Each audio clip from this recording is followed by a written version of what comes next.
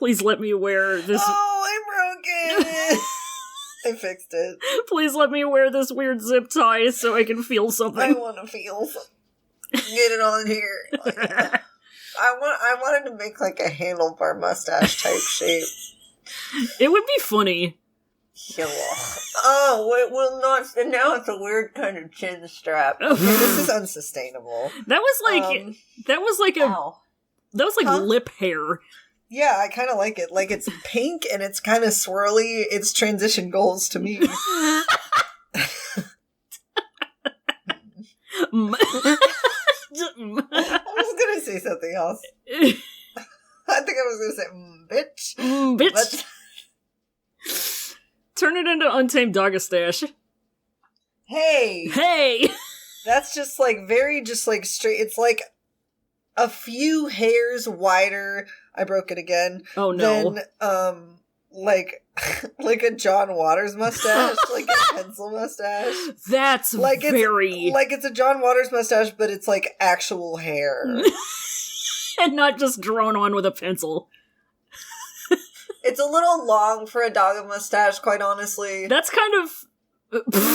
There we go. If I do a beautiful face. That's kind of very, like... That's very... You need the goatee to go with it, and, like, you also need, like... Let me get it around. You also need some big mutton chops, and then I think the look will work. We're feeling it, right. kind of a universe where the shape of your facial hair dictates the way your mouth works. It's the next YA smash hit.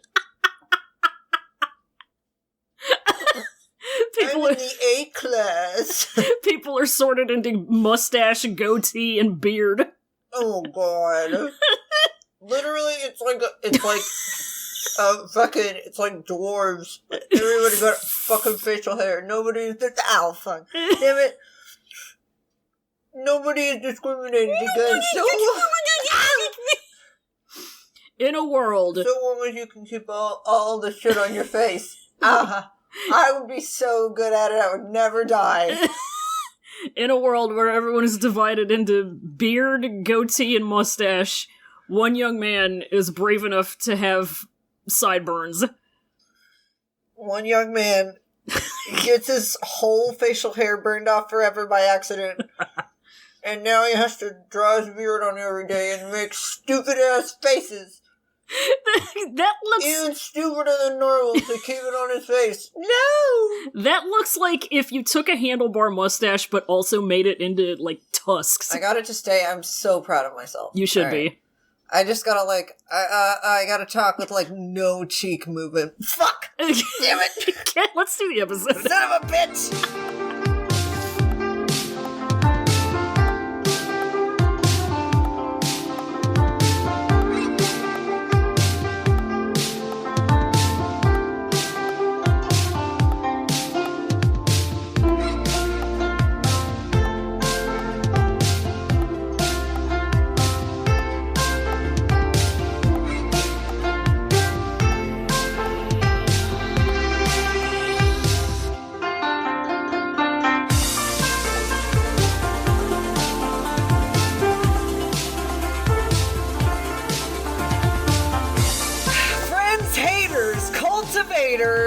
Welcome to Podcasting is Forbidden. The Cloud Recess is the only lesbian-hosted podcast about Ancestor of the Devil's Way. I'm your woman with ulterior motives, Roy.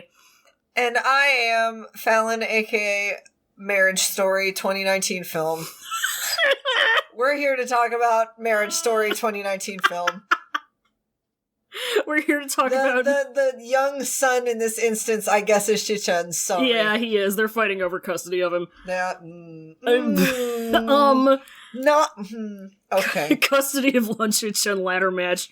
So in the time since our last episode came out, the final episode of the entire series came out.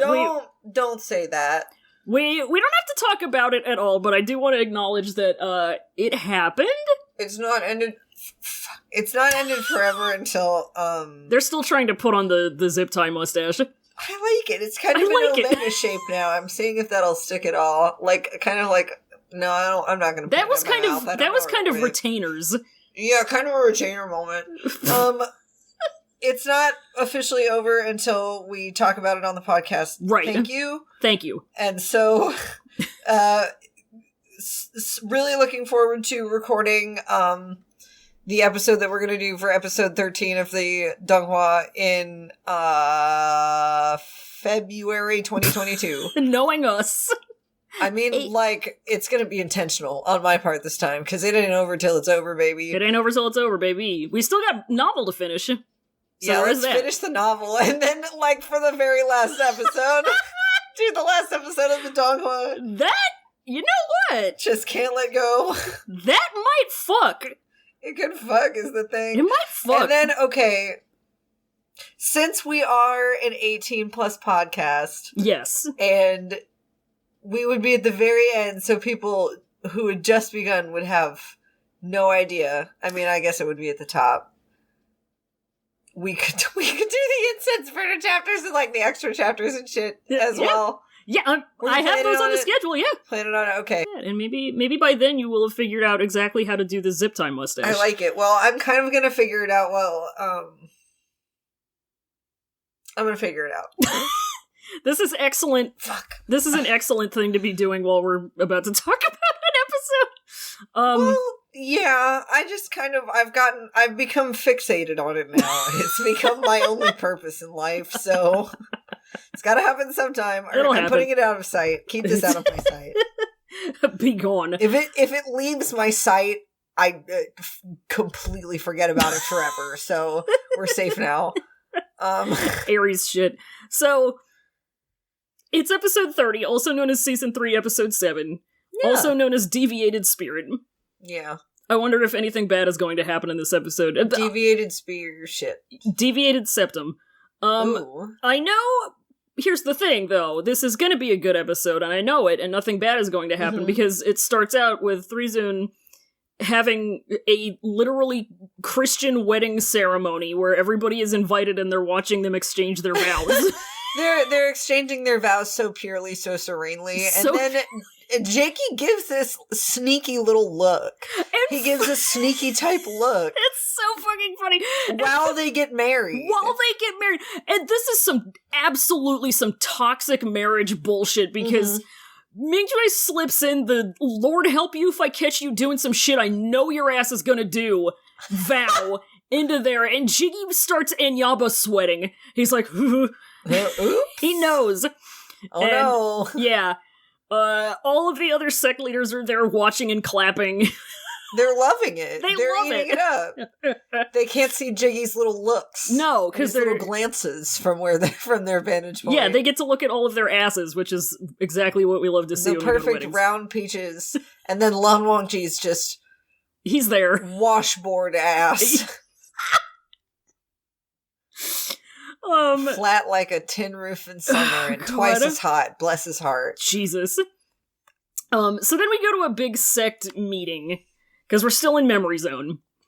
We're still in the Daga Memory Palace. We're at a big sect meeting after Wei Wuxian has stolen the Wen POWs. He said, "These are mine now. These are my little boys." Hey, would Daga's Memory Palace be his haunted mansion? Fuck off. Would it? I guess. Okay. I don't know, Fallon. Would it be his haunted mansion? Well, yeah. His mansion is haunted with the ghosts of his past. Ghosts. Goests. The zombie ghosts. Zombie ghosts leave this place. Not the ghosts. Every time I make a fucking note, every time I take notes for this damn podcast, somewhere in here, the words "zombie ghosts leave this place" show up. Yeah. It's impossible to avoid. It's cool and fun. So we're outside of, I guess the main hall or whatever of the Koi Tower, and past memory Wongi catches a flower so he can wax poetic. And Shichen comes up, and Wongi tells Shichen that there's somebody that he wants to bring back to the cloud recesses. He does the classic line. He says the thing. He does the classic line, and his eyes are so big, and He's he baby. looks so concerned. He's an infant. And Shichen can see this, but, like, obviously there's nothing he can functionally do. Yeah! Unfortunately. And then, like, the flower floats off, and present-day thought form Ghost Wei Wuxian, like, catches it, and he's like, what are you doing? God! Idiot. But then we go inside, and this fucking scene. So it's the, like, the big boy hall. Yes. In the Koi Tower, and everybody's gotta have their big boy meeting. They're having a very sexy, important boy meeting. Daga is sitting at the Niesek table so fucking irritated, and Zhangcheng is seated next to him, and Zhangcheng is like, I'm sorry, I'm trying to remove it, we owed Wenning and Wenqing a solid, and Daga's like, you gotta be crapping me. My dude is pure seething. He's seething, he's like, you have got to be joking. Nobody owes the Wens a damn thing. And they're like, well, Wenqing, like, we investigated her, and she never killed anybody. And yeah. He's like, I don't care. Yeah, he's like, she didn't stop any Wens from killing anybody else. Do you think I give two hecks about that shit? It's like, yeah, inaction in the face of fascism is no better than fascism. That's it. And Jiggy tries to settle everyone down because he's mom. And he plays the official fucking, he was playing male wife for Nie Mingjue. Yeah. He's playing male wife for the entire Jin clan now. Like, hello? Male, yeah. He didn't, it was a fucking lateral move at best. His resume just says good at wife. Lateral demotion. This is what Daga had on his letter of recommendation. He just wrote, he's so good at being wife. He's just so good at being a wife, dude. Like, check him out. Look at this. How can you say no to this?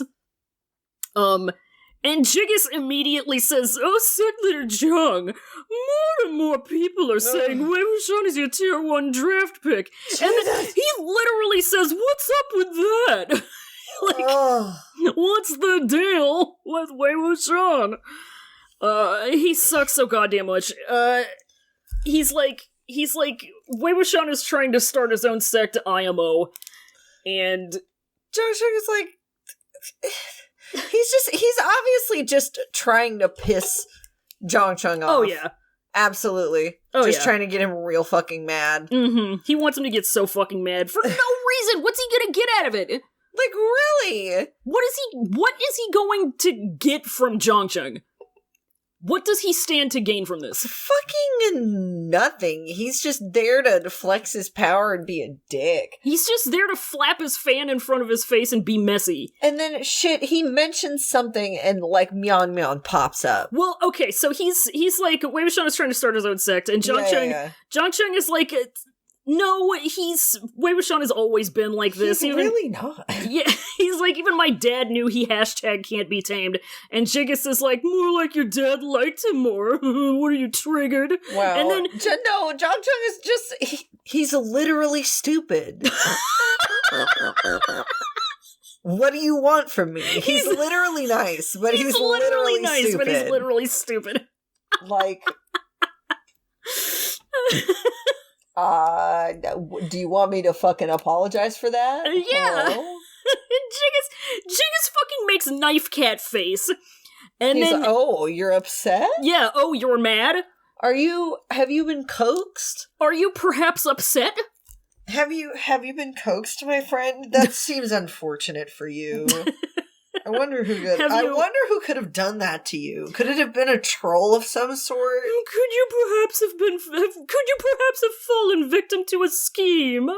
Could you have been coaxed? Could you have been coaxed? My funny little man, have you been coaxed? You little purple dweeb. And then he straight up lies. He's like, I heard Wei Wuxian say, and I quote, I don't give a heck about Zhang Wanyin as the head of the clan. Fuck Zhang Wanyin. Fuck the Zhang clan. All my homies hate the Zhang clan. All my homies hate the Zhang clan. Me and my homies are gonna go fucking squat in an abandoned building on the east side of town, see if anybody stops us. Peace, y'all. Fucking Peace out. bye. I'm starting a new sect. It's called the Raccoon Sect. Fuck you. We shitting on the floor. We shitting on the floor. And then this is where Wongi stands up and he just says "nuh-uh," and Shichen. Wongi, no, he fucking stands right up. He for does. his man who doesn't know he's his man. It's so good. He speaks up with his entire chest. He's like, I literally never heard him say that, dude. Mm-hmm. You're full of shit. And like when Wongi stands up to say that shit, you know, I'm sorry. It's serious. Just not gonna, it's not gonna end well for you, honey. You do not stand a chance when Wongi stand up. Shichen, by the way, is sitting next to Wongi and he's like off to the side just staring at him like, holy shit, he talked. Oh, he's down so like, bad. Oh no. What's the tea? He's like, oh my god, Christ. My god. Oh no. Like he's really out here, he's really out here showing his ass, basically. He's showing his dick. That's the Wongi version of showing his whole dick. Yeah. So, I guess, like, the crowd starts going, they start saying rabble, rabble, rabble, and they're then... like, what do you mean? And they're like, oh, he just murdered a bunch of people, and then it's girl boss time. It is girl boss time. It's girl boss time. A girl stands up, and she says, he was getting revenge, actually, and Wei Wuxian gets a flashback. You know who that bitch is? You know who the fuck it is. It's Mian Mian. You know who the fuck it is. It's Mian Mian, baby. She's here. Back again. She's in very beautiful, like, dark pink robes, like a nice magenta. It's good. They really stand out, and I think it was a nice touch. It's very good. To not give her the damn ass jean robes. Yeah. So she kind of stands up for him, and she's like, this dude literally saved my life, but go off. But go off, yeah. And then everybody actually does go off because they start. Somebody basically says, "Oh, women be women." Oh, you're just simping. Yeah. They're like, oh, she's horny for him. That's all it is. She's being woman about it. She's just simping. Everybody in the crowd does misogyny. She doesn't have actual opinions, y'all. This is a false alarm. Yeah, it's a phase. She'll get over it. And she's like, okay. False alarm these nuts. And she rips her shit off, and she gets the hell out of there. Yep. She stands up and beats it, man. She says, I'm out. I quit. She says that this is how y'all are gonna act? Here's where you can mail my paycheck. Really? Yeah. And somebody... Consider this my notice. Yeah. Her taking off her dark pink robe is her putting in her pink slip. Or no, that's not how it works. No, it's the reverse pink slip. She told the Jin sect that they're fired from being her sect. That's very good. Yeah, I made it work eventually. You did. We like it. And then somebody stands up and salutes, and his name? Albert Einstein. It's Wongi. That's fucking right, y'all. Wongi stands up and he salutes her, and she salutes back, and then she's walking away, and then Daga clicks like on Mian Mian. Daga clicks like a fucking... He looks over in Jiggy's direction as he talks about how Mian Mian is straightforward and honest, unlike some people. Yeah! He clicks dislike on him. You're such a cunt. Get out of here. Petty ass. It's so fucking messy. And then he gets a brain headache. Yeah, he thinks about how rude Jiggy is and it gives him a headache. He thinks about Jiggy and it gives him a headache. You ever had somebody in your life like that? Every day of my life I have somebody like that. Is it me? It's redacted. It's nobody. I'm just being funny. But it's the world at large. I would understand if it were me. It's not you. So then we cut to Jiggy and Lan Shichen playing vibes music for Daga. They're doing dueling banjos.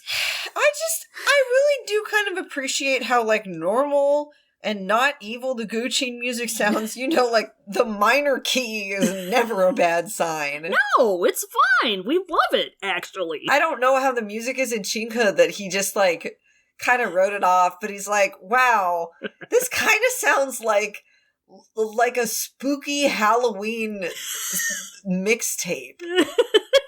This kind of sounds like the soundtrack to a 70s Halloween slasher film. I don't know if I'm comfortable with this. Like, and if he brought that up to Jiggy, like, what would Jiggy even say? Like, how could you write off music that sounds as creepy as that? Well, the good news for Jiggy is that Nie Mingjue has never listened to a song ever in his life. Oh, true. He's either never listened to music, or the only music he's ever listened to is like the Misfits, but like as described by a Twitter post I saw one time that was like, oh, people definitely aren't offended by your songs about seeing a scary pumpkin at night. God. Which is all I think of. Yeah. Oh my God. Fuck Glenn Danzig. Fuck Glenn Danzig. He also, you know who else he would probably listen to? System of a Down. Oh my God. Speaking of posts, where's that post that's like, hold on, I gotta find it, because I know Sec Leader Matt posted it on Tumblr not too long ago. Why did you put the keys upon the table? You wanted to. Go ahead, create another fable. You wanted to. Oh, there it is. Yeah. The thing where it's like, every System of a Down song is like, I'm the Mushroom Man, I'm the Mushroom Man, oh. In June 2003, Amnesty International published reports of human rights abuses by the U.S. military and its coalition partners at detention centers and prisons in Iraq. 26. These include...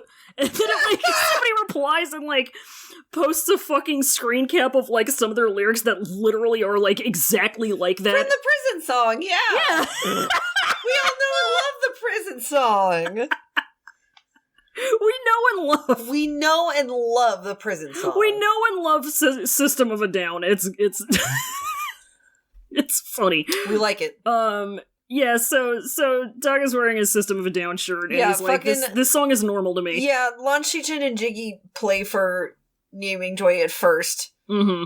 Lan Shichen says, I'll teach my little Yao Yao how to play the vibes. He's like, yeah, Daga, your headache is because you be on that saber. Yeah, it's because you're on that saber. I'll fix you. Yeah, he's like, me, it's okay, I can change him. Me and my special talented little guy, Ayao, we will play for you. He compliments Jiggy's skills, which he learned from Himami. And then as soon as Shichen leaves, he fucks it up intentionally on purpose and ruins everybody's lives. Yeah. But it's fine because he's a little meow meow. He's just a little meow meow. Lan Shichen says, I'll teach you how to play the songs, and Jiggy makes the happiest face imaginable. He makes just a little boy face. Baby girl. Oh my god, you really teach me how to play it so I can save Daga's wife? You will teach me how to play? Mr. Wan, you really teach me how to play so I can save Daga, and then maybe he'll be nice to me again. He'll be nice to me again. I hate it. So then we see Jiggy, like, solo playing the Vibes music for Daga, and this shot is so fucking funny. So it's totally fucked up. The vibes are rancid. This shot is so goddamn funny. So Mingjue is like sitting in his Sec Leader Big Boy booth, and Hwaisong is like lounging up against him, painting a fan. It's bring your ditty to work day. It's take your ditty to work day. And present day thought form goes away when Shauna's like, oh, Sec Leader really wants to give Jiggy another chance, but then Wongi makes thinking eyes at Jiggy playing the Gucci. Ooh. He's looking at it, and he's hearing it, and he's saying, you know what? Sounds a little bit fucked up. We don't really like it. Mm-mm. And you know something is wrong when you're playing the Song of Cleansing, and you don't like to hear it. Yeah, that's not how that song is supposed to work. Because that's the song that everybody likes to hear. Everybody loves to hear the Song of Cleansing. It's good. It's fucking... What's a song that everybody likes to hear? Get Lucky, 2013 Song of the Summer. 2013 Song of the Summer. We all love Song of the Summer every year. We all love Get Lucky by Daft Punk. So then we get the Chingha silly moments montage. This is the best part of the episode. Chingha silly moments. We get Funny Hwai-sung bad at Saber. He's swinging it around, and he says, okay, I'm done practicing. I know I've been doing it for a minute and a half. I'm tired. I'm done now. Nie Mingjue is getting just so pissed off. He's very mad, but he doesn't do anything about it. Of course not. That's his little meow meow. That's his little meow meow. He cannot say no to a little meow meow. That's just his little meow meow. They're just little guys. They're just funny Come little on, guys. they're just little birthday boys. Come just on. Funny little guys. So then we cut to, like, I guess a little bit further in the future where Mingjue, like, busts Hwai-sung fucking off from practice and painting another fan in a room of some type. I don't know what this room... I don't know if this room is supposed to be Hwai-sung's room, whatever. It's the leisure room. It's one of their many just leisure rooms. I'm sure fucking rich people, like sect leaders with palaces, just have a million different just rooms for their little hobbies. A little room for your little interests. For their schemes and their paintings and their weavings. It's that fucking mineshaft house that we did the 3D tour of. Oh my god! What the fuck was wrong with that house? I literally felt like I was hallucinating that entire house. What was the matter with that goddamn house? Remember how they had a TV on, like, a wheelie rack and it was in front of a TV mounted on the wall? What the shit? The top one gets better reception. It just gets better reception. What are you gonna say? Like, he can still move the antennas the way he wants to. You know, that makes me think, that always made me think that, like, the person who owned the house, super fucking old. Oh, yeah. And, like, their son or somebody came in and I was like, Dad, I've got a great new gift for you. It's this 50-inch flat screen TV. Woo, isn't this beautiful? And he's like, yeah. And he, like, hooks it up for Dad, and he, like, gets him all of the sports channels, and he gets him HBO, and he's like, all right, Dad, it's all set up now. Okay, Merry Christmas. We'll see you later. And they leave, and this man immediately just unplugs it from the wall and rolls his old TV in front of it. I think it did have a VCR plugged into it, so that would... God, he struggles with it for, like... 30 minutes. I can't figure it out. He immediately gives up. I can't get this. These kids and their newfangled devices. Do you remember how, like, the guest rooms were completely separate from, like, the main part of the house, and they had to go down, like, a murder hallway to get to them? It was a test of trust for their guests. I guess. Remember how somebody's, like, unframed, unlaminated degree from the University of Colorado or whatever it was just, like, taped onto the fridge? Here we go. I did it. Congratulations. Yeah, congratulations, son. Thanks for hooking up the TV. Here, Dad, I'm a doctor now. Will you put this on your wall? Yeah. Oh, I'll get to it. He puts it on his fridge so he doesn't forget it. It's still there 15 years later. Doug putting Hwai-sung's degree on the fridge. His art degree. Just like he put all of his other art. Yeah! Except this time it's a little more derogatory. You know his fridge is full of Hwai-sung art. It absolutely It's covered in it. Absolutely. Anyway, so he busts him fucking off, and then he chases him, and it's really cute. Hwai-sung hides behind Jiggy, who's there, and Jiggy does a laugh and a smile. And Doug is like, can you quit indulging him? And Jiggy says no, and then Doug does a smile, because he's doing joking. He's like, oh, you're in cahoots? You're planning? He does a little smirk and he keeps chasing him and it's really cute. They're trying so hard and Jiggy just is fucking it up the whole time through. I know. Wei Wuxian clicks like on the whole scene, but then he's like, oh yeah, this ends badly, huh? Oh, that's right. I know how this ends. I don't like this. I don't like it. And that's where we cut to Shaeyong getting slapped on the wrist. Yeah, Shaeyong gets, like, dragged in, and they're like, oh, yeah, prison for you for 1,000 year. Yeah. Oh, bad prison. You bad boy. You're gonna be behind bars. You'll barely even have a bed. How about that? How about that? You'll still be alive. You'll get 3 square meals a day. You little bitch.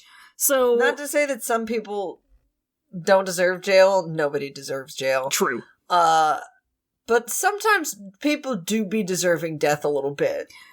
Every so often.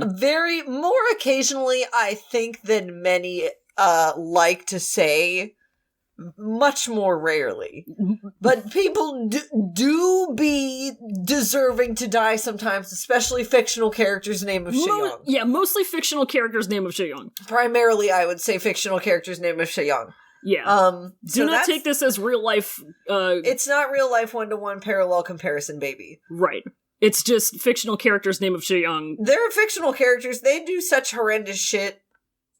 It's time for a little die. Yeah, if you say to me 50 people deserve to die because one of them made my pinky go ow, then maybe we have a problem. And I don't think that person is going to be rehabilitated. The people who are going to be rehabilitated, maybe via gulag, are the people who hear all of that and go, yeah, and... He's still my little meow meow. Yeah, and I decided it's funny.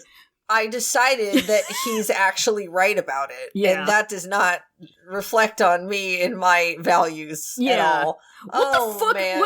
Was it somebody in the Discord, earlier this week who shared an exchange they had with somebody where the person was like... Yes, that's exactly what I was thinking. Yeah. That's what I was thinking of. Yeah, shout out to Nish. Shaeyong needs forgiveness? What a joke. He does, though. From the people he massacred? Okay. Not from them. That was fucked up, but he had his reasons. But... His reason was literally fingy. Yeah, he killed 50 people because they cut his pinky off. As he should. Eye roll emoji. I mean, alright. Bitch! Yeah, and friend of the us, Bodark posted Lisa Simpson staring at plate, which, yeah. What the fuck is this? Jesus, honey, what is wrong with some people? It must be worms. It has to be worms. It's a little Shaeyong-shaped prion that gets into your brain and says murder is good, actually, when it's about my pinky. But anyway, Fingy murder. So Fingy murder leads to Niao having their epic breakup fight. And so, yeah, Jiggy is there, and Nie Mingjue is there, and Nie Mingjue watches him just get dragged away and not, immediately killed like they literally said they would be doing. Like he offered to. Like he literally offered to. He's like, Jiggy, what the fuck is this? He comes up and he says, life sentence D's nuts. And then he straight up punches Jiggy in the face, which I can't say I like. He slams him a little, and that's not very nice. Yeah, but Daga is the only person out of all of these medium to big name sect leaders who's bothering to stand up for the 50 fucking members of the Chong family who were brutally murdered. Brutally. Nobody else is going, hey, this is fucked up that this happened to these people. Maybe we should do something about it. Yeah. Nobody else is doing anything. Nobody. Nobody gives a fuck. It's incredible. He's standing. He's using his privilege. Yeah. Yeah. He is. And Jiggy's like, you have to understand. It's not my fault. I was just following orders. And what was I supposed to do? I'm just the male wife. Yeah, I'm just the male wife. Mingjue is like, oh, perhaps the fact of it is the Jin sect really is trying to rebuild the Stygian Taigi amulet, and Jiggy's like, I can't disobey my dad, though, I'm so sorry! And... What am I supposed to do? I'm trying so hard! Help him not be a bad person, you don't understand! It's like asking me to dig a mountain up! And then... Mingjue says, your ways won't work on me anymore. Your wiles. Your ways. After which Jiggy immediately wipes his lips. Just saying. He was keeping them moist and kissable just in case. Kissable. Just in case. He was keeping them submissive and breedable. Yeah. And then he literally tells Mingjue to check his privilege. He goes on this big rant, what the fuck ever. He's like, I'm scared of everything, with this confident, angry look on his face. Right, okay. Yeah, to which Daga calls him shameless, which he absolutely should. Yeah. Yeah, and then this is where Jiggy gives the Glenn Wayne's World speech, which I'm just gonna cut in here in case you've somehow never seen Wayne's World 1992 film. I'd never done a crazy thing in my life before that night. Why is it? If a man kills another man in battle, it's called heroic. Yet if he kills a man in the heat of passion, it's called murder. Hello! And then he's like, oh, we gotta make sacrifices in this big, scary, terrible world. And Daga's like, if sacrifice is so good, then why Simon? And, he's like, why don't you do it? And then, off in the distance, Lan Shichen detects that it's time to catch the part of this that makes Mingjue look the absolute worst. Oh yeah, because, Jiggy has already finished saying, yeah, it's because I think I'm better than them. He says, he literally says, rip to them, but I'm different. Literally! But of course Shichen doesn't hear this. Oh no, he doesn't hear any of. He only hears the part where Mingjue really starts getting mad. Oh yeah, he comes in just in time to see Daga kick Jiggy down the stairs and officially out loud say gagu. And he say gagu. And he's like, why would you do that? And Nie Mingjue literally says, if things go on like this, he'll bring harm to the world. And he's only been wrong twice before, and it was the time immediately before the line before that one. in the line before that one where he, he kicks him down the stairs and he does call him. Yeah, he does say. He says the derogatory sex worker word in reference to his mother, and he's like, of course you would say that considering you're the son of a who's-its. Very rude. Yeah. Very rude to say, very wrong of him. And then the time that he punched him immediately before that, which was also wrong and rude. But he was right. He was right with this one, bro. Yeah, to be fair to Lan Shichen, this is the worst that he gets. But, and I will say, I wish it had somehow made him not make it, because, it would have been easier if it had been Jiggy's head as a divorce souvenir. The whole thing would have been easier. It would have been easier. Because, Mingjue is, trying to do exactly the thing that Jordan was talking about last episode, where, okay, he helped us, but he's clearly too evil to let just be out here doing his shit. Yeah. But Shichen says no, so Jiggy gets yet another chance. Of course, chance after chance after chance. Mingjue cannot say no. He can't say no. He can't say no to these people. That's a big problem. He gets a soft spot for somebody, and he just cannot, materially say no to them. No, if they got big baby eyes, if they make big baby eyes at him, he's never going to be able to say no to them. Ever. So long as they know how to work him, it's never going to happen. And that's all you gotta do to work him, is to make the big baby eyes. Shichen did it. You gotta make the big baby eyes. You gotta say, please. Please, Doku. And then there it is. Yep. And he says, oh, god damn it. But, so then we cut ahead even more. Jiggy comes, he plays the vibes music again, and he says that he will have this murder twink's head within the next 2 months. So help him God.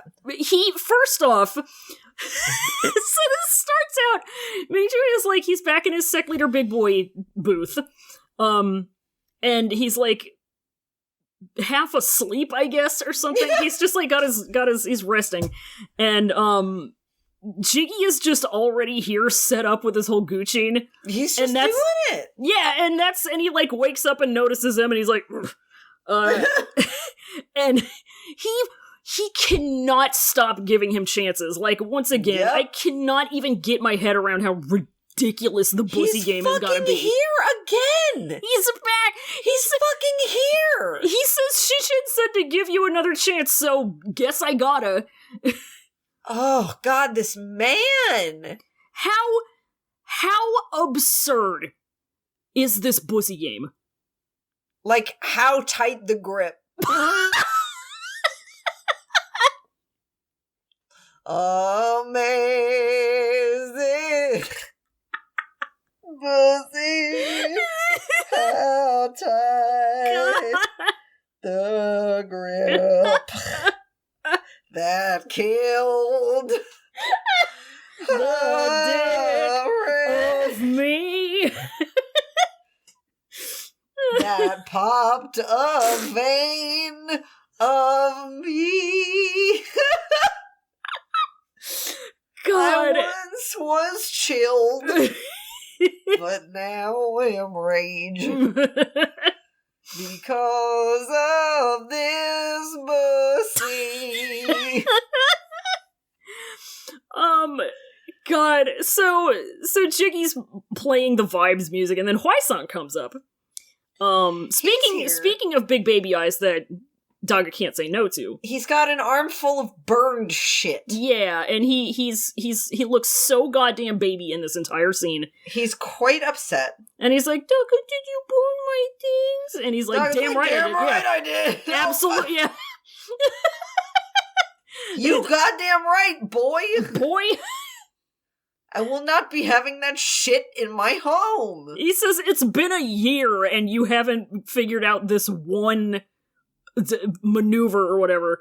He's been working on one thing for a year. Fucking, come on, He can't say no!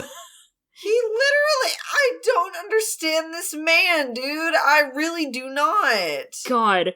So he's like, I don't understand how this sect produced a good for nothing like you, and that's very rude. It's very rude. He is very brain poisoned at this point. He's incredibly mentally ill is the problem. Yeah, he and at this point, yeah, you kind of can use it as an excuse. Oh yeah, Jiggy has absolutely like replaced his Lexapro with Flintstone vitamins. That's what we're at right now. Yeah. But Hwai-sung is like, maybe I want to embrace my cringe. I don't want to do the sabers. Fuck these sabers. He said, fuck them sabers. He said, fuck them sabers. He's like, them sabers. I don't want to be the sect leader. Somebody else can do it. I'm out. So he drops all of his burned things on the floor and he does a little stompy away.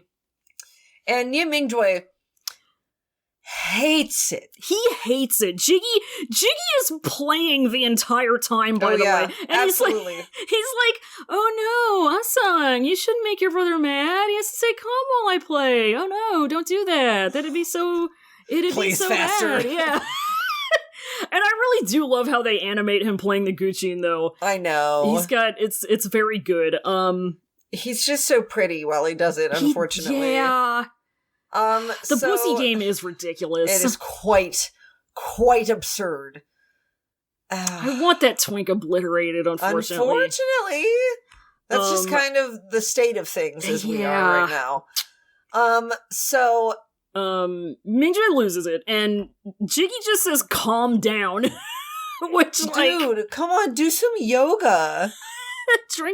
drink 8 ounces of water. It's, like, fine. Have you tried lying down? For a little bit. Go for a walk. Have you tried light exercise? Start a journal. Some calisthenics? God. Have you tried slime?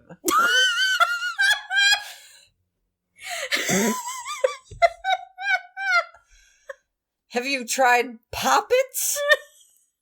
Just imagine Nie Mingjue getting so fucking mad and calming himself down from a deviation, doing like a fucking fidget popper, like a fidget popper, and it's in some stupid shape. Oh my god! It's some like cocoa melon fidget popper that somebody got for him because it was shaped like a banana. It's like a little star-shaped fidget popper, and it comes with him everywhere. It's star-shaped, and it's got a little kawaii face on it, he's just hunched over angry bear mode. Yeah! You can tell when he's just so fucking mad at something, because he'll just be there on that fucking poppet.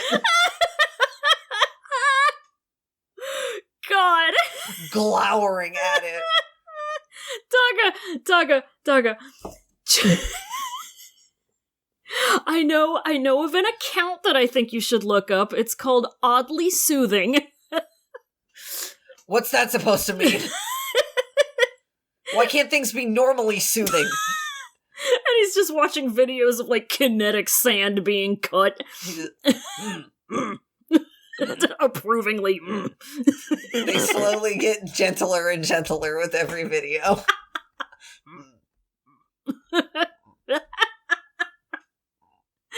Slowly turn just like very small and approving. He's just a bear. He's just a bear. I've had since we recorded the last episode, I've had a tab up in my phone with just images of bears. He's just a bear. He's just a bear. He's just a bear. He's just a bear. Anyway, so he loses it. He officially snaps. He goes #brazy. He hears the bells play and he goes sicko mode. Yeah, he does not like it. He starts swinging around and thrashing and whatever, and I wish...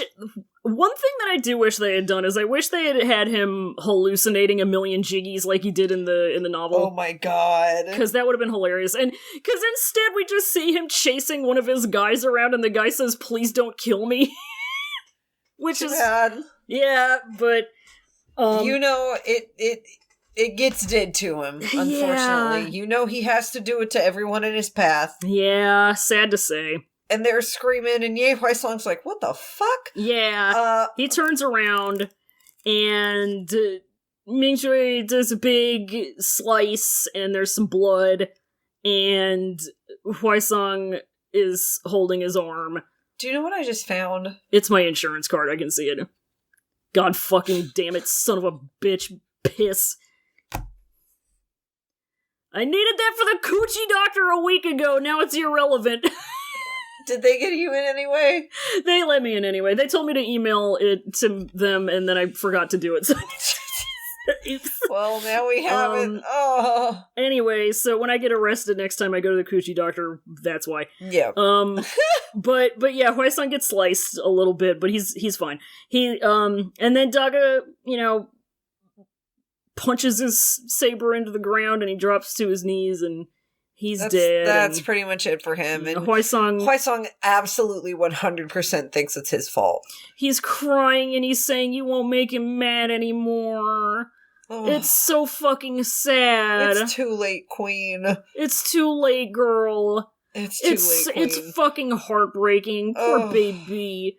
And then Jiggy off to the side cries a single tear, and then does a big evil smile. We see his little rude boy smirk. Big evil smile. Big evil smile. Evil.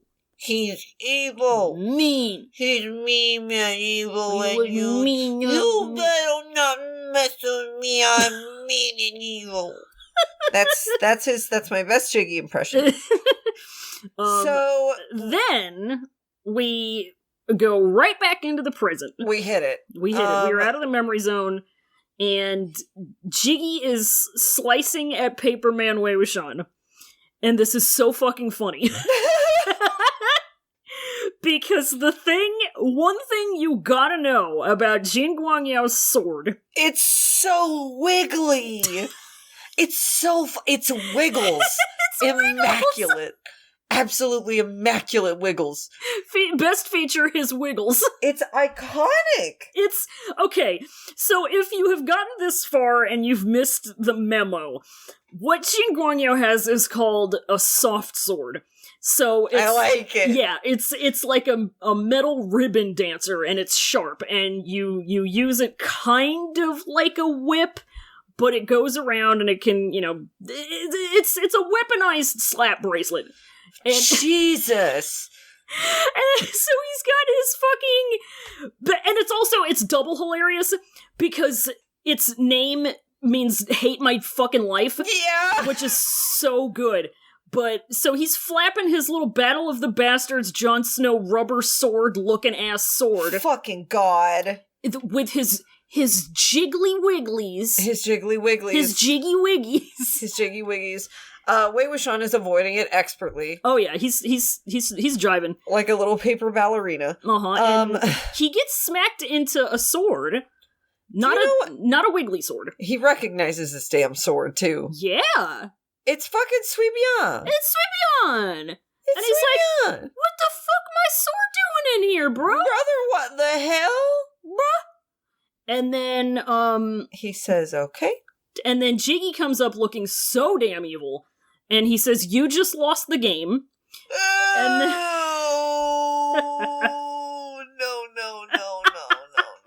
I don't like it. But, you know, Wei Wuxian sneaks out by the skin of his teeth because he's Wei Wuxian. Yeah, and that's what he does. And then he... Because Wang Ji we got a couple flashes of Wang Yi just like kind of, you know, just like watching over Wei Wuxian as he's pieced out of his body.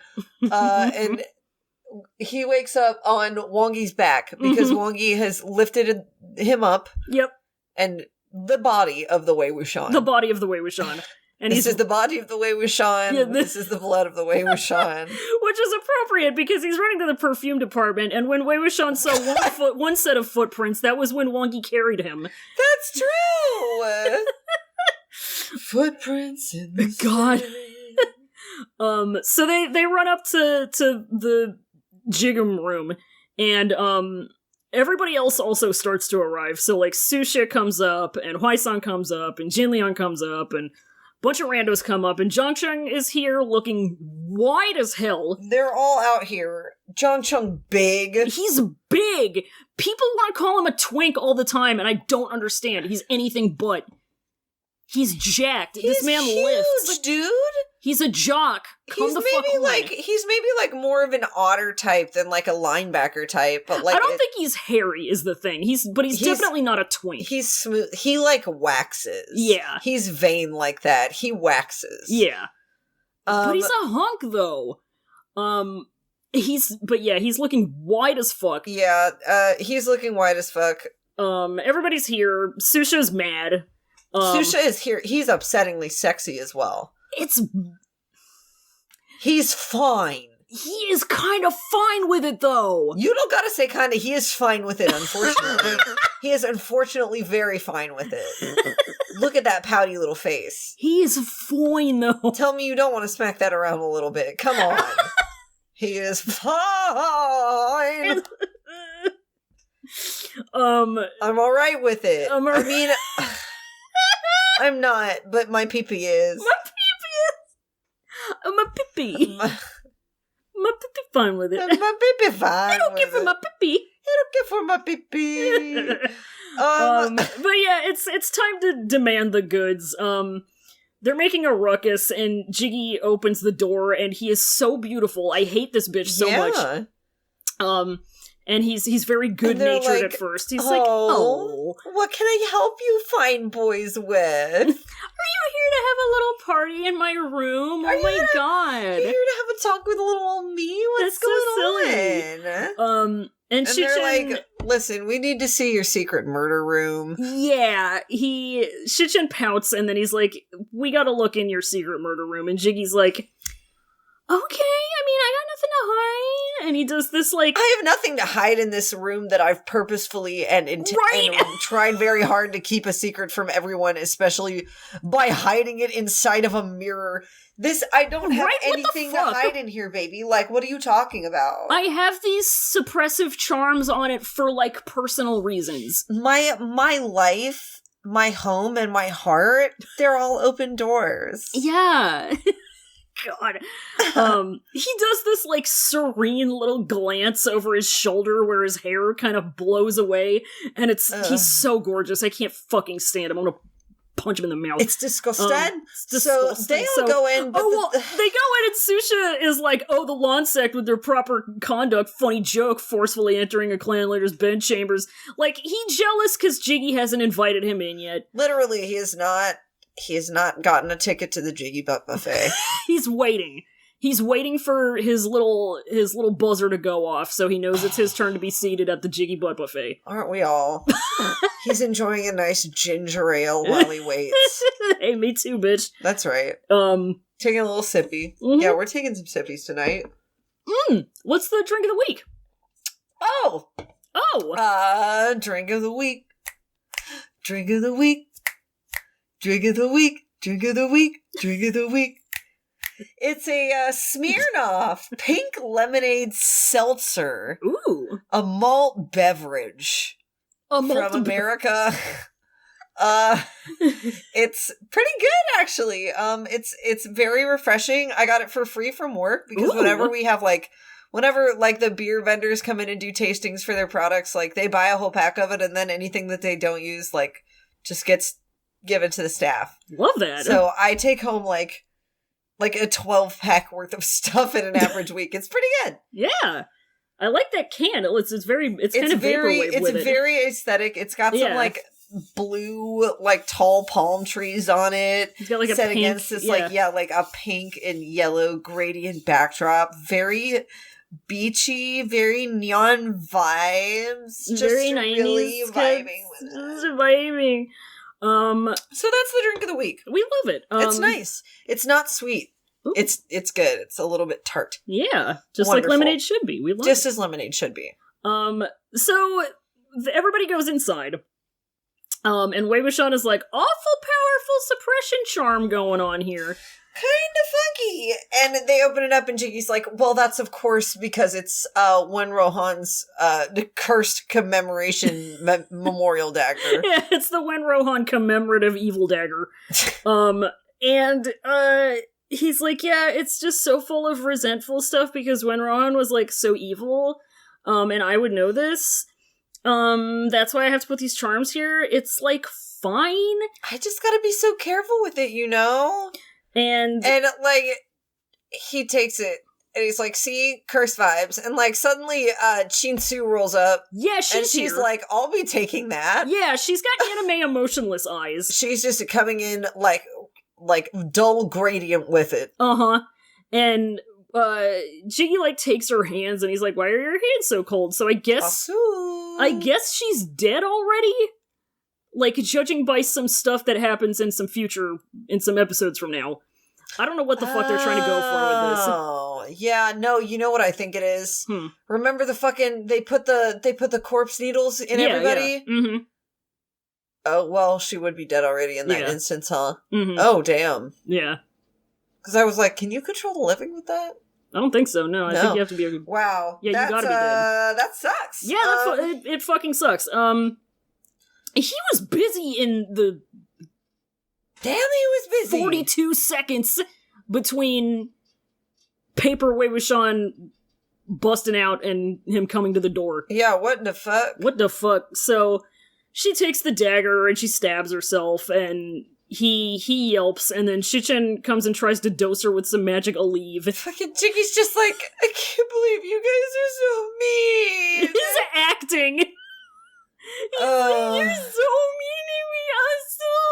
Oh my god! Why did you guys have to bring her into it? She's my fucking cinnamon apple! And Wei Wuxian was like, bro, what? She was so pure and sweet and innocent! She, like, didn't do anything! This is, like, not fair. And Wei Wuxian is just thinking, like, the hell? He's like, bro. He's like, she was completely normal a few minutes ago. Like, what is this? Also, where that head, though? What could have happened to literally all of this in the past, literally 10 minutes? Yeah. It's been like 3 minutes max. Like, they doing some time traveling shit? The fuck? But, and so Lan Shichen, he's like, Jiggy's like, why the fuck you guys here anyway? Jiggy has the audacity to ask Lan Shichen, is there something you aren't telling me? Is there something you aren't telling me? Like, oh my god, about anything. Is there something you, Lan Shichen, aren't telling me, Jin Guangyao? Can you fucking believe? So, Shichen says, well, here's the thing. Daga zombie. Yeah, Daga zombie, so like, the pieces parts that we've, been slowly cobbling together, somebody cut Daga up, and that's Daga. Somebody cut up Daga. And Huaisong comes in and he's like, He does Daga? He does big baby eyes, and then he's like, did you say Daga? And then he faints, and Shichen spends the entire rest of the scene holding Huaisong, and I like go, little baby. Oh yeah, I go, oh, crumbs delicious, and yeah, that's pretty good to me. It's tasty. And then Jiggy puts on his hot dog costume. Yeah! And he says, we're all trying to find the guy who did this. He's like, that's horrible, who would do that to Daga? Why would you think I would have his head? You guys are so mean. He makes the poutiest fucking face. He's like, you really think we don't meet with dismember Big Brother's body and desecrate his soul? And so, like, he turns over and he's like, okay, but, like, you guys. Okay, but, like, I'm just a small bean. I'm just a small bean. Like, look at Mo Shanyu. Yeah, isn't he just, like, a little more sus than me, though? Yeah, he says black sus.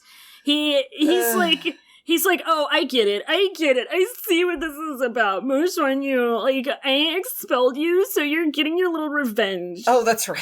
Yeah, he says, you're getting your little revenges. He says, don't touch my female wife, who I'm definitely in cisgender heterosexual romantic love with, and who definitely isn't my biological half-sister. So Jiggy goes at him with Hensheng, but Wongi Safety Wei Ying. He stepped right in front of him and he blocked that sword. But Wei Wuxian still, like, is reaching for something to defend himself with. Yeah, some guys are coming at him. And he backs up against a wall, and wouldn't you know it, the closest thing to him is Sweet Beyond. Uh-oh! And Jiggy makes fucking all according to keikaku. Keikaku makes plan voice. In my notes, I have the expression Jiggy has when Wei Wuxian grabs the sword, extreme keikaku face. It's just keikaku vibes, baby. It's keikaku! It's fucking Jiggy points Hensheng at Wei Wuxian and it wobbles. It does its little...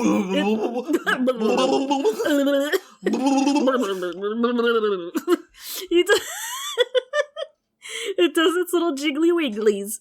And then, Jin Liang... You know what it sounds like? It's a door stopper. Oh my god. I'm just gonna put in as many comedy sound effects as I can find. Like a funny sheet of metal going... Yeah, exactly. Yeah. Jesus Christ. So many funny noises in the world. You ever think about that? Noises. Hanna-Barbera Sound Archive. You ever think about funny noises, Roy? I think about funny noises every minute of my life. What's the funniest noise, in your opinion? It's a fart. Yeah. It's a fart. And it's also the door stopper noise. Because it's this boing like a funny boing.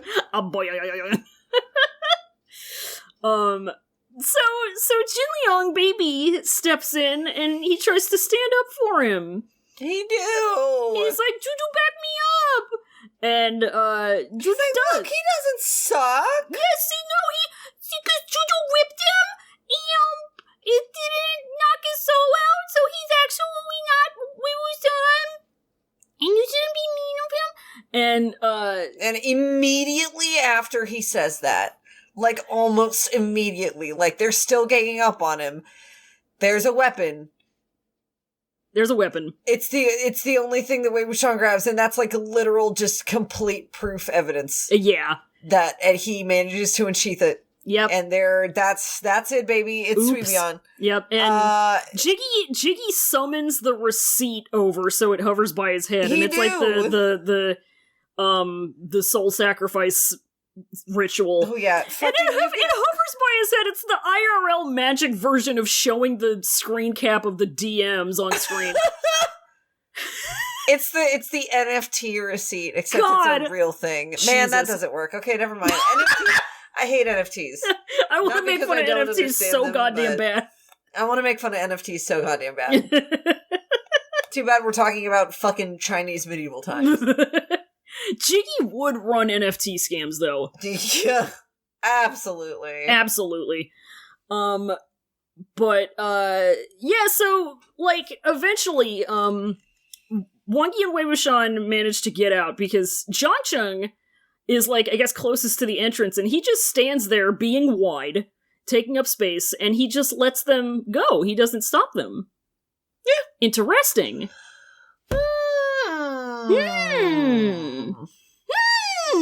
Very interesting. Interesting character decision, Mr. Sect Leader Rude Boy Sandu Shengsho Zhang Wanyin. Very much so. So they get outside. They out there. Mm-hmm. And they're out there and they're safe, or they think they're safe, but here comes... There's some dudes, and Wei Wuxian is like, Han Guangjun, once you step out this door, Oh, that's right. Yeah, your reputation will be ruined, and he just goes. He doesn't even hesitate. No, he just, like, goes out and, like, kicks him. He smacks him a little bit. He does a funny little run, too. He does a funny little guy run. He does he's got, once again, very good funny little guy energy in this episode. He's just a funny little guy. He's just a funny guy. So they're out there and they're safe, they think, and then, Somehow a little boy has escaped. Somehow Jin Liang beat them outside. I don't know how he pulled this off. He fucking teleported out of anger and sad. So he's there, and he makes a little kebab moment out of Wei Wuxian. Yeah, Wei Wuxian is like, hey little buddy, what's up? And then Jin Liang is mad and crying, and he just runs through him with sword. Yeah, he swords him. He swords him, and then that's the episode. That's it. That's the whole episode. So next time, it's going to be episode 31, which is called Fated. Fated, dude. Fated. Not faded like cross-faded, although and that would be appropriate too. To be completely TBH. That's so funny. It'd be so funny. Like, what if Lun Xixin smoked a funny weed? What do you mean, what if? He is weed. Just like Machine Gun Kelly said. I am weed.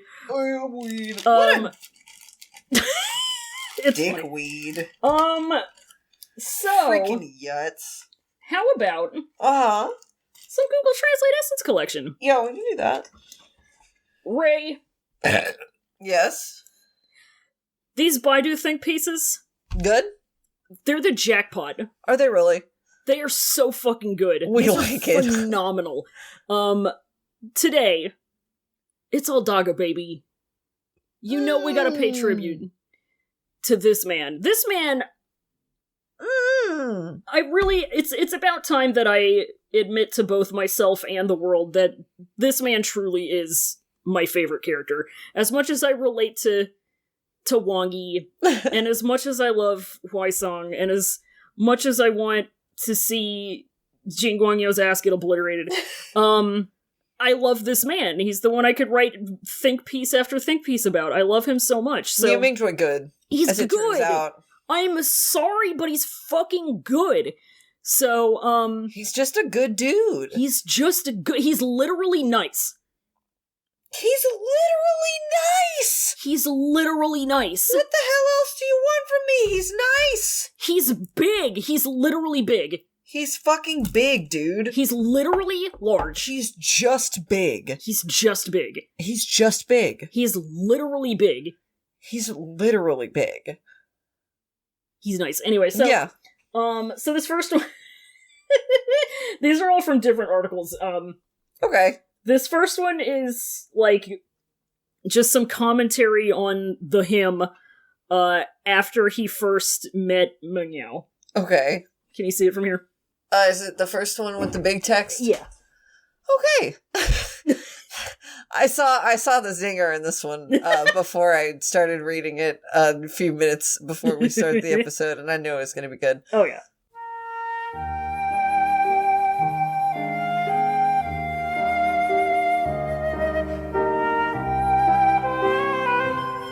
No matter how stupid Nie Mingjue was in such a situation, Nie Mingjue understood that he had designed for people at the beginning and made wedding clothes for others. Does he design wedding dresses? I guess. Or this isn't like an AU, is it? No, this is like a think piece about him. I don't know what the fuck this means. He made wedding clothes for others. He understood that he had designed for people at the beginning and made wedding clothes for others. Maybe it's like a cutesy like matchmaker thing. But like, who the hell did he get together? I don't understand what this means. It's so funny.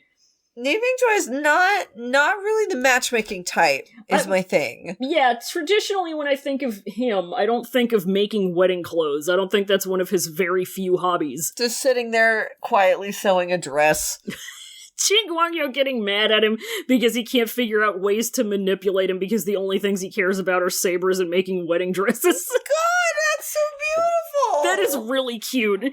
I think that's his other hobby. That's what I think now. I must believe this. I'm personally huge on it. I'm huge on it. What's the next one here? Alright, next one. So this next one comes right after a sentence that's basically saying, Daga did his best to be everything he was supposed to be. Yeah. So that was the sentence immediately before that. Keep this okay. But in the minds of some people, being upright means that you have to take care of anything wrong and bring up with all your kindness and resentment. The part-time chairman of the Women's Federation and offer Yao Mei as a father. Ooh. For what? For the Women's Federation? The part-time chairman of the Women's Federation. The part-time chairman. I mean, Does that mean is that like a cutesy way to say he's a feminist or something? I hope that's what I have to believe. I really want to, instead of calling myself a feminist, I want to call myself the part-time chairman of the Women's Federation. Calling it the Women's Federation sounds like he's like attention all planets of the Women's Federation. He's volunteering for like a socialist women's organization, which he would do. He's a he-him lesbian. He is! He's a he-him butch trans lesbian. I'm huge into that! It's true and real! Oh my god, it's true and real. Absolutely. Oh god, that is so cute! People are cowards. Give me more trans women headcanons. Absolutely. Thank you. Offer Yao Mei as a father. I don't think so. I don't think so, actually. The part-time chairman of the Women's Federation. Just volunteering in his off time, Another one of his hobbies. Casual Marxist feminism. Yeah, just kind of having fun with it. All right, this last one is something the fuck else. This one's gonna become pretty self-explanatory when you read it because I don't think you really need context, but yeah. It sounds like a fucking Trump tweet, so... Oh. Some people said that Nie Da should not poke the pain point of GJY like this. I laughed. Didn't your Jiggy also poke Nie Da's pain point? There are a lot of ugly words about Nie Da's deceased father. What's wrong? Nie Da said no. Can't afford to play. Don't forget why Jiggy was scolded. Wow, you're so right. It's the same fucking energy. It makes me wonder if Trump's tweets were like just translated from Chinese.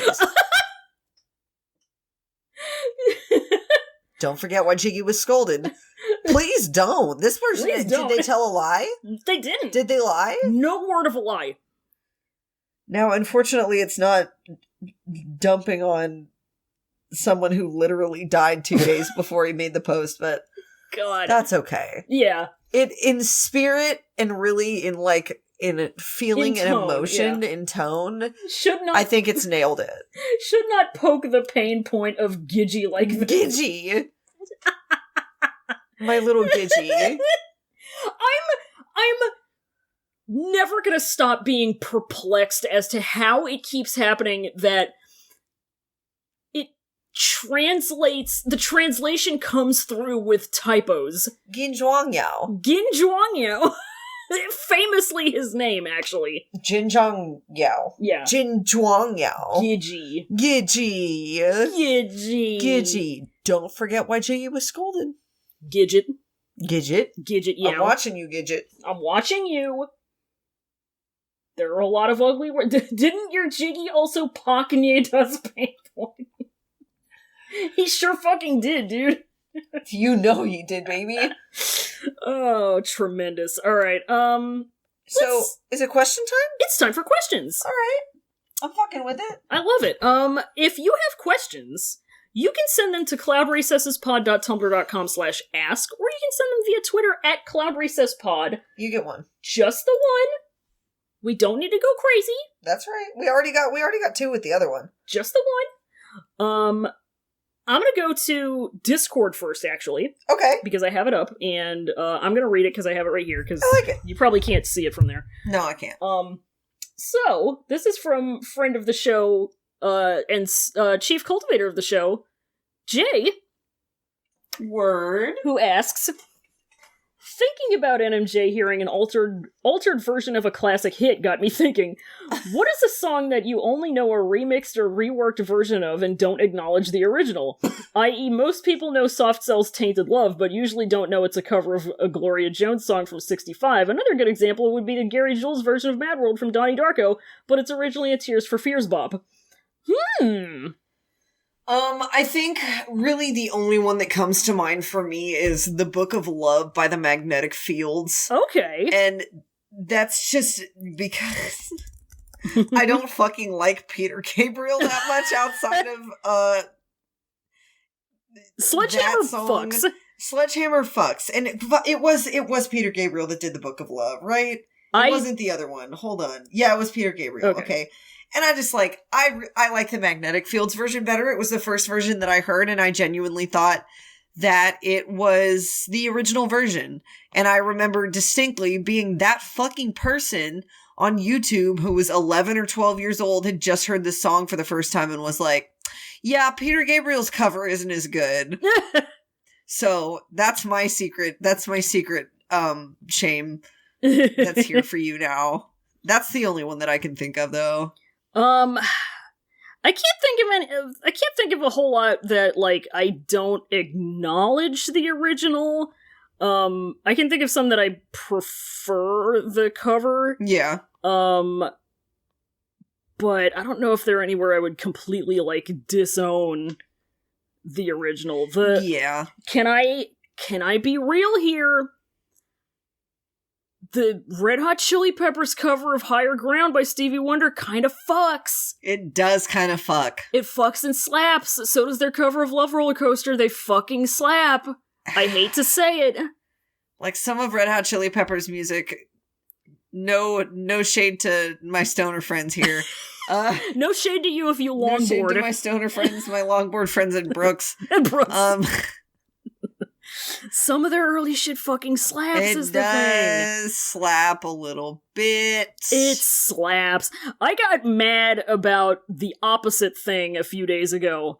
Cause I wanted to listen to 1973 early metal classic Bread Fan by Budgie. Yeah. Welsh metal trio. Oh, and you heard Metallica's version, which was the first version that I heard and was the only version that I heard until I was like probably 18. I opened up Apple Music because I was like, let me listen to some Budgie.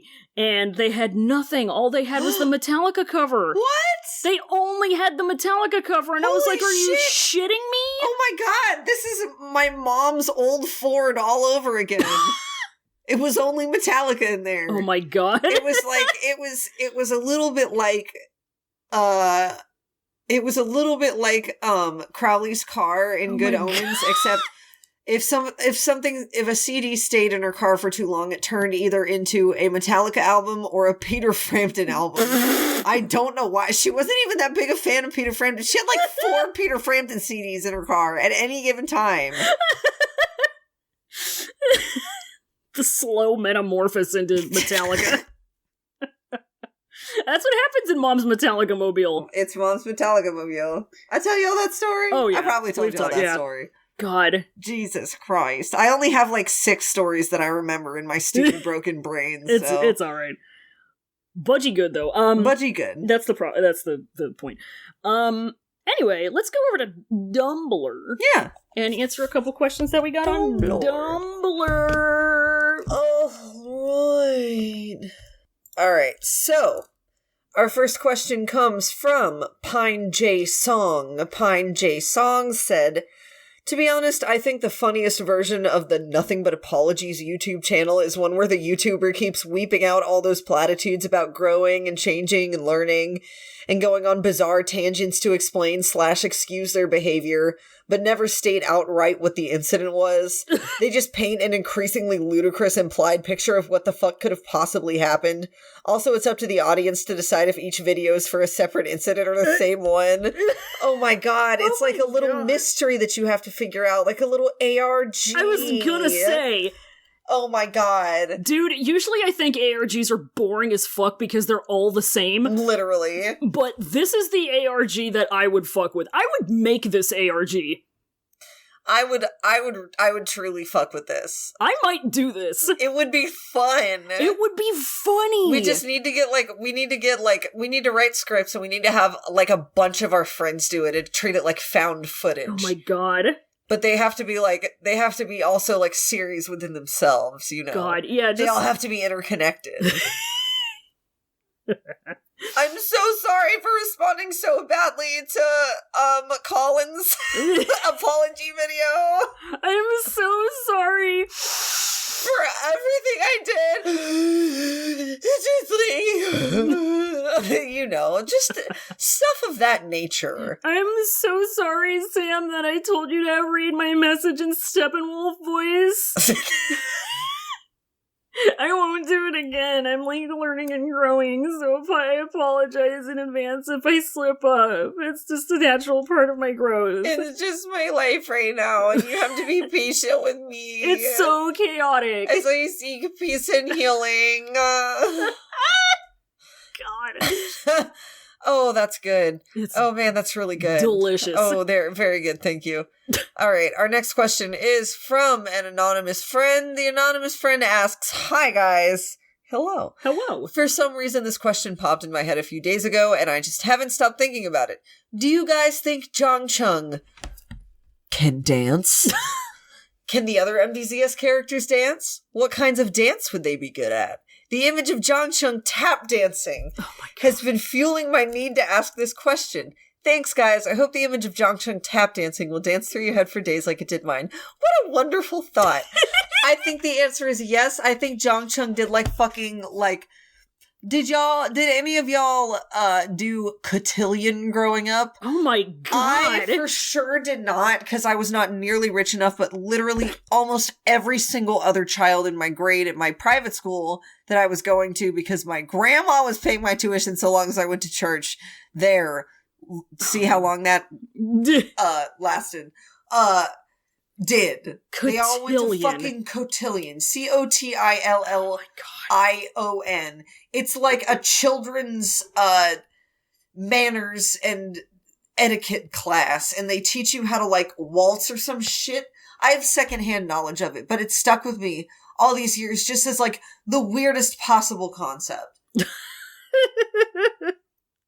It's like, why can't your fucking parents teach you how to do this? Like, my parents taught me... my parents didn't teach me how to dance. Because neither of my parents could dance. Oh, yeah. But, like, they taught me how to just fucking be polite. Like, what the hell? God. It's fucking... Cotillion is where you go to learn how to be a rich person. Yeah! It is, and that's exactly why Zhang Cheng went. So, yes, I think he can dance. I think he probably has taken dance classes to get his aggression out. I think he's a great dancer, but he's a little embarrassed about it now. He's doing the funk dancing for self-defense taught by Mo Sizlak. Fuck yes! I feel like this is such a you question, though, because the only dance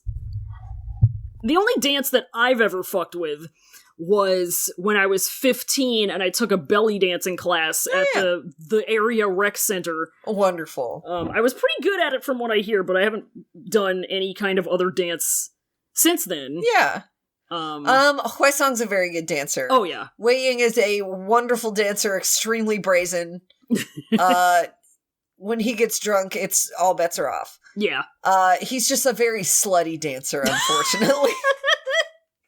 He doesn't even realize he's being slutty with it half the time. No, he doesn't. He has no idea. He just knows that it's what you do at the club. Exactly. He's just having fun with it. Yeah. He doesn't know that he looks like he's throwing neck. Lun Wangji. He has never danced ever in his life. He never has, but I love the idea of him just being very graceful. They're like, he doesn't know how to dance at first, and then somebody's like, treat it like a martial arts form. Treat it like you're doing Tai Chi. And he's like, And then he just, like, flows through it, and he's so graceful and beautiful on the dance floor. He's just, handsome. like, hitting his shit. He's just handsome. He's literally handsome. He's literally handsome. Just think about it. He's literally adjective. He's literally adjective. Oh god. Can Jiggy dance? I feel like Jiggy's gotta be able to dance for, like, tactical purposes. Jiggy can, like... Jiggy can pole dance. Yeah. Yeah. Like, not a knock, but he can pole dance. Yeah, absolutely. Not a knock in the slightest. Oh yeah, no. Jiggy's too flexible not to dance. What am I fucking asking this for? Of course he can dance. Funny split. He can just vibe in a fucking split. He's chilling. He's just loving life in a splits. Oh yeah. Oh god. Ooh, absolutely. God. Throwing the ass around. Who can't dance? Lan Shichen. Daga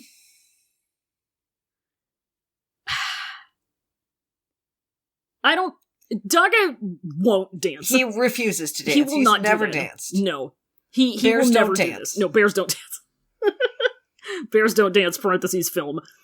Bears don't dance, especially, like, the only time bears dance is if you have them in a circus, and that's inhumane. Yeah. Bears do not dance. Bears do not dance. Not naturally, not at all. Don't you even think about putting that bear on top of a funny big ball. Don't you put him on top of that ball. Don't you put a little hat on his head. Don't you make him wear a little vest. Don't you do that to him. Did you ask his permission first? I don't fucking think so. It's not what bears do. He wants to sit at home and eat a berry. He does not want to dance on your little ball. He doesn't want to wear your little cap. You leave that boy alone.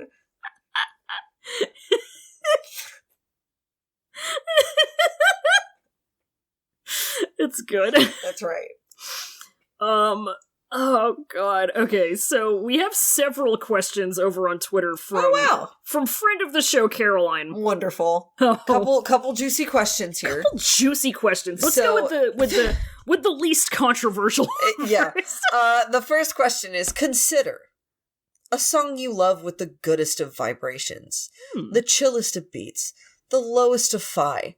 But if it were performed by a different artist, you'd chi deviate. What is the song, and who is the artist? Home Resonance covered by AC/DC. Oh my god! Listen, I've said this before, I can't remember if I said this on this podcast, but I cannot listen to AC/DC. I cannot do it. Horrible. I hear a single note of an AC/DC song and I have to leave. I'm tired of it at this point.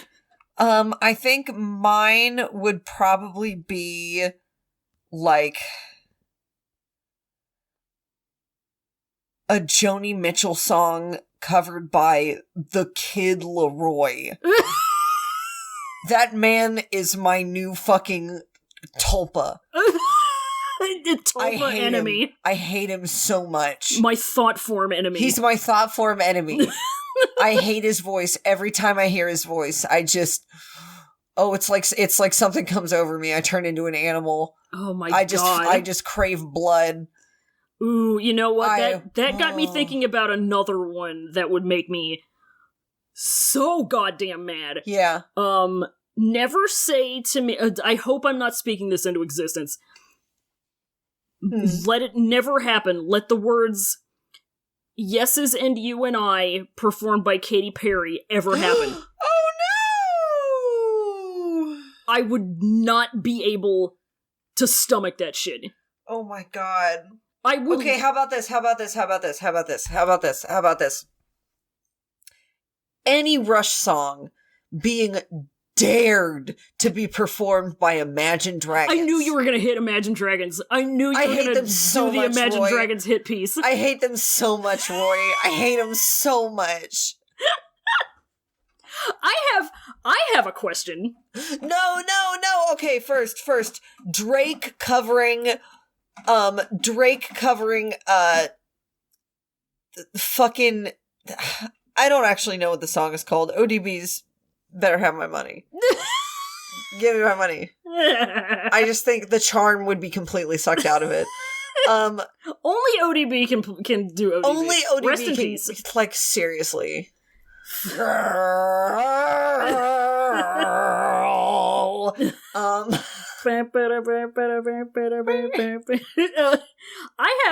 have a question. Yes. To sort of play with this. Yes.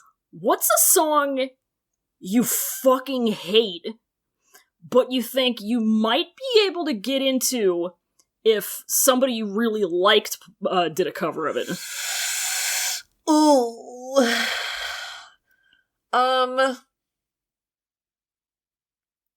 My Chemical Romance could cover the ABC song and I would listen to it and stan.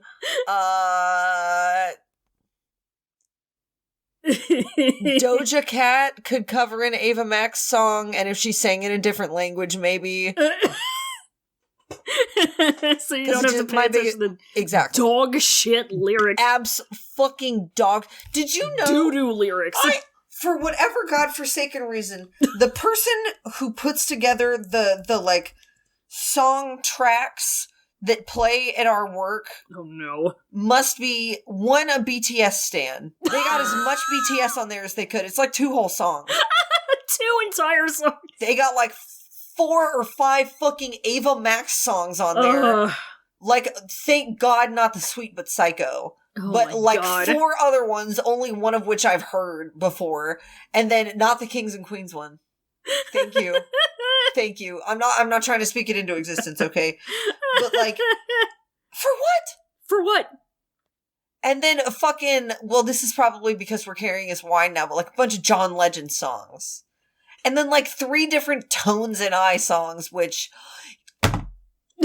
nothing could save that music. Oh my Nothing. God. I can't think of a single fucking band that if they covered Dance Monkey, it would sound good.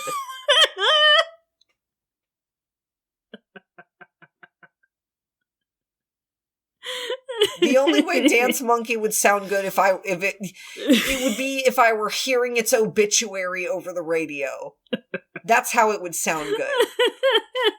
Sorry, Dance Monkey is dead forever now. Oh my God! Dance Monkey song is Yo, dead. we feeling like margaritas or what? Like, whoa!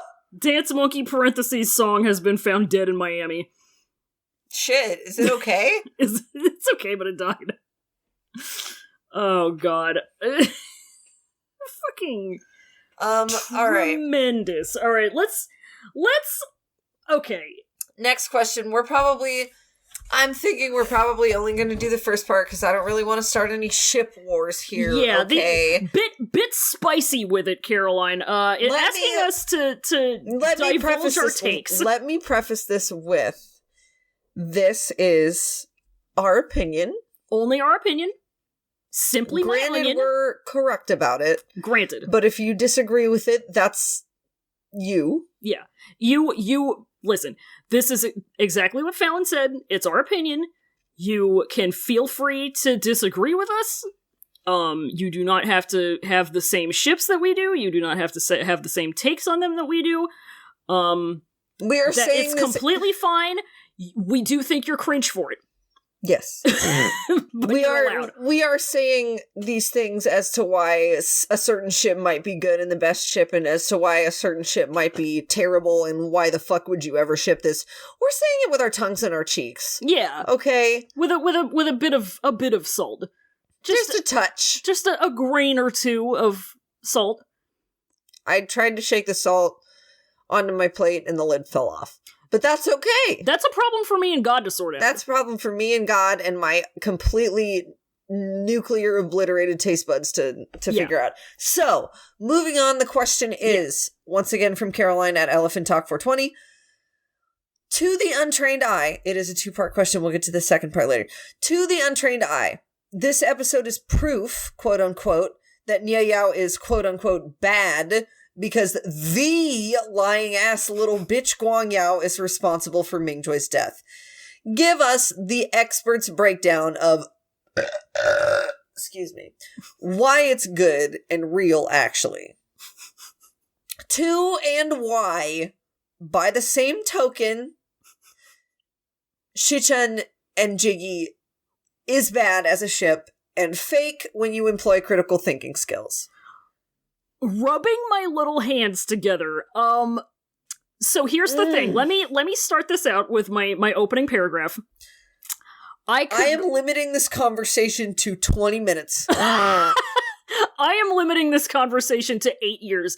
I could literally... You have no fucking idea how many book-length think pieces I could write about these topics. So I think the issue, in its bare bones, boils down to who is hypotheticals, really. What it boils down to for me is that Jiggy is playing one for a fool, and he's not getting away with it with the other. Yes. He's trying to manipulate both of them. One, he's very successful at. One, he's getting seen right through. Because he's trying to do it the same way, and he's doing it with two very different people. Exactly. Xiao makes me very uncomfortable, because it kind of amounts to, it's more complicated than this, but like we said, we're limiting this to, a length of time that has to end before I turn 40. It amounts to a lot. There's several problems with it.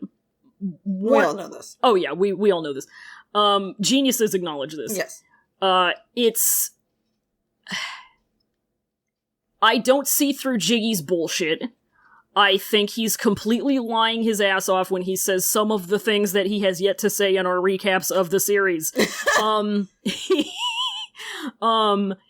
He would not have treated Shichen any different than he has treated any of the other people that he's treated in his life. Not at all. No.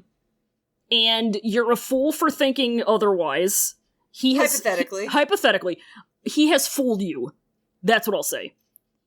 You have bought into it. Yeah. I'm sorry to say, if you think that it would be different. It's not. It's saying this man who we love, Lan Shichen, is being gaslit, and we love it. That's what it boils down to. And it's difficult, too, because a lot of fans of that ship they say kind of the same thing that, like, Nie Yao shippers say, that, like, oh, well, he's the one who could have fixed him. Like, it would have been different with him. I'm like, it wouldn't have, at least with Nie Yao, like, they acknowledged that they were extremely toxic for each other, but, like, the pussy was really good. Exactly. And, like, it makes for good fan fiction. Yeah, like, not to say that the pussy isn't good with Xiao, but, like, the other thing about Xiao is that, like, what was I gonna say? It's, so there's two outcomes, right? There's the one that's, he's being gaslit and the fans are clicking like on that. Yeah. Or, he's going along with the gaslighting, and he enjoys it, which is supremely fucked up, Yeah, like, you can like that if you want, but you can keep it the fuck away from me, dude. I don't want anything to do with that. And that's another reason why I prefer Nie, because he doesn't... Daga says he acknowledges exactly how fucked up the things Jiggy does. He doesn't allow it. He doesn't allow it. He tries. He's a pushover about it, but he doesn't allow it. He's a pushover about it, but he knows it's happening.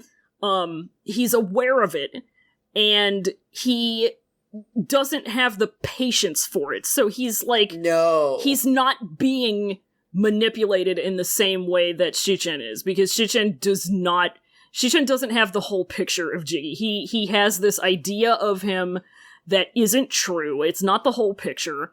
Whereas Mingjue has seen the whole thing. And there's the whole thing of, like, you know, at the very end, when he finally dies, he still kind of didn't think Jiggy would ever do that to him. Yeah. So, like, he knew he was doing some bad shit. He knew that it was gonna get bad and it was gonna get worse. But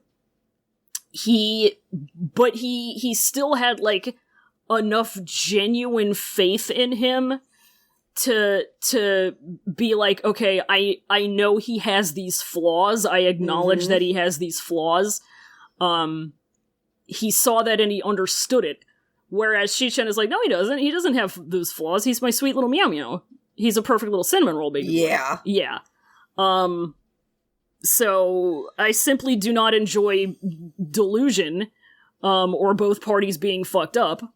Yeah, that's just really not my wave, and, like, I understand that is some people's, like, preferred ship thing, but I gotta tell you, man, I really need to tell you, if you don't know already, that I'm not going to say it's not a normal thing, but it's definitely not something that people really want to hear about widely, because, yeah, it's pretty fucked up. Yeah. So if you wouldn't mind, like, maybe keeping that to yourself instead of... Just acknowledge that it's cringe.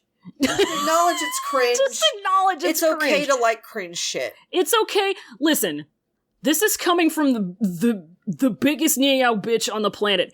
It's fine if it's fucked up. It's fine. Just acknowledge it. They don't. Literally fine. You don't have to look at them and say this is perfect and they're actually soulmates in love with each other. It's beautiful, because that's not what's happening. You clown. You're putting on your clown makeup as you say this to me. What's happening is they're fucking raw on top of Nie Mingjue's dais. That's what you want them to do!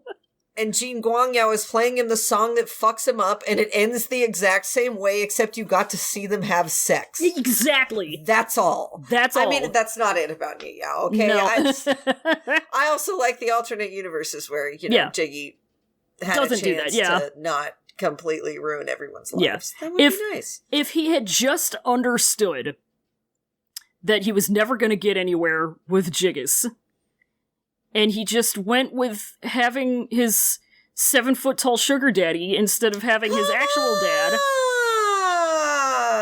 Come on! We can all... Can we or can we not agree that this would have been a better outcome? Absolutely! Please! It's not a high bar to cross. You don't even have to enjoy Nie Yao. But yeah, that's why I'm biased. That's why your ship is cringe. And that's why I've just lost... That's why your ship is cringe. That's why we've just lost 2/3 of the listenership. Listen, I'm sorry if you like Xiao. But it's bad. I'm not even saying but. I'm sorry if you like Xiao. Yeah, I'm sorry if you enjoy it. Condolences. My condolences. Couldn't personally be me, but, you know, live your life. Saluting you if that's what cursed your dick.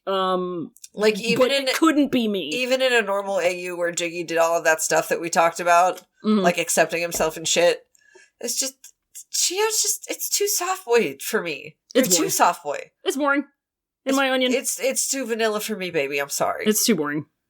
I'm sure Lan Shichen is just as fucked up sexually as his brother is, probably. No, he's not. No, he's not. No, he's not.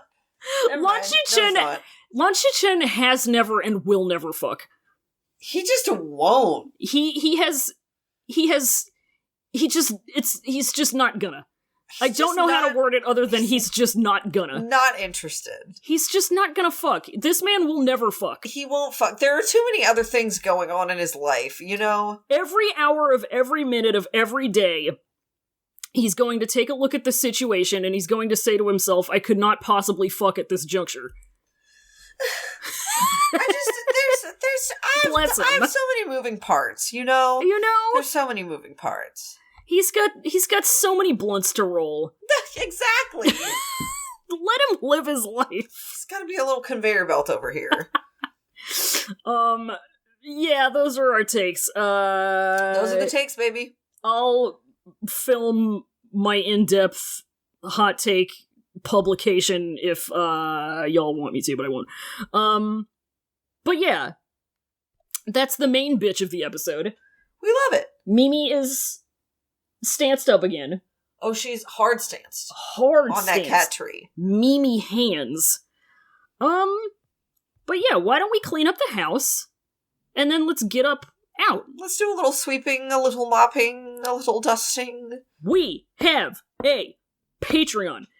It's located at patreon.com/podrecesses, where, check this the fuck out, for $1 a month, you get the Disciple role in our Discord.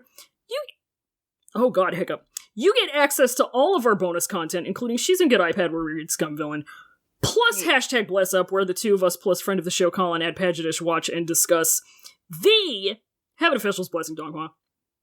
You get our Untamed commentary tracks.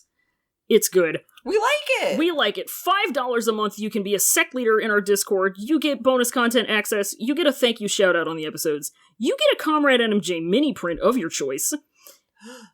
In the flesh, real, mailed to your home address. Don't we love it? Holy shit. Holy shit. We like it. Finally, if you want to give us 10 in American dollar every month, you become chief cultivator of the Pod Recesses world. That's on God. That's on God, dude. And you get all the stuff we just talked about, plus you get a full-size Pod Recesses Wall of 3,000 Takes poster. So with that, why don't we go ahead and thank our $5 and $10 patrons? Let's do it. Would you like to read the names of the them? Let's do it.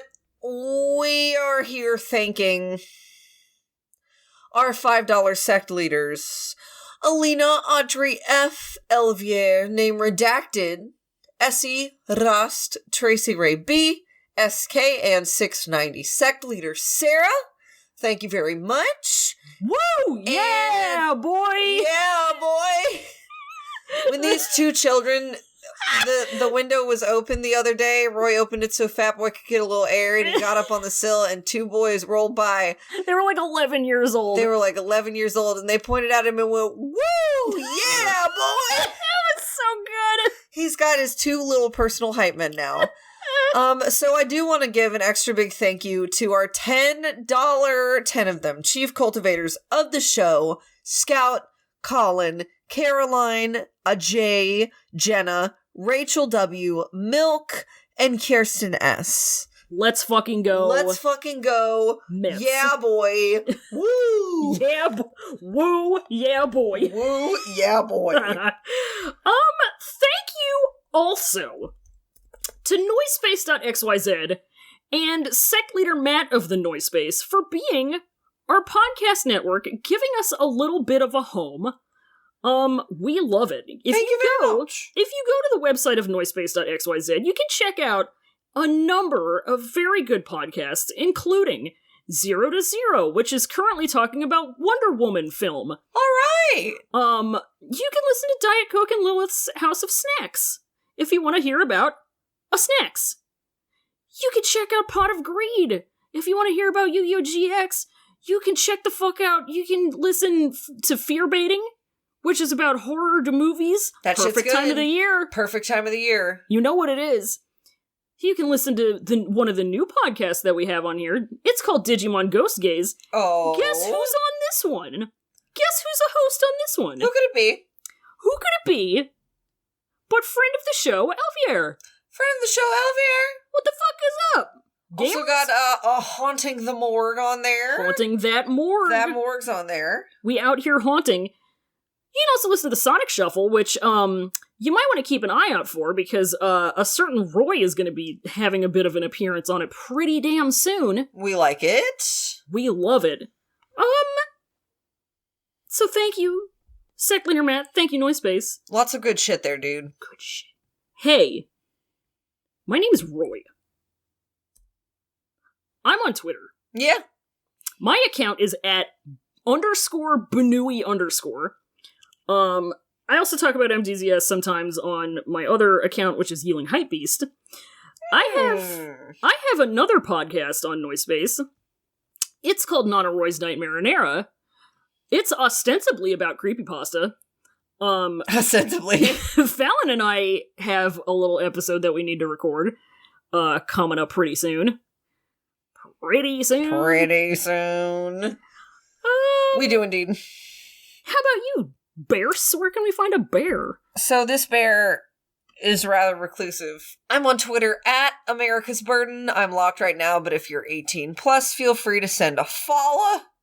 We love it. That's pretty much all I am. At basically. It's just the Twitters. We gotta find a bear up in this website. Yeah. You can also find Pod Recesses, the podcast, at cloudrecessespod.tumblr.com. You can also find us on twitter.com/cloudrecesspod. Just one recess. Just the one. Don't go going all crazy with them. We only need the one.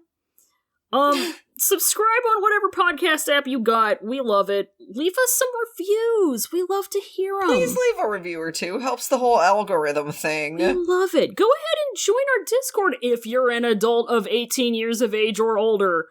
The link is in the description. And hey, do you know what we say at the end of our episode, Ray? Semper Bunny, baby! Semper Benui. Devil has been solved. You are all my nephews now.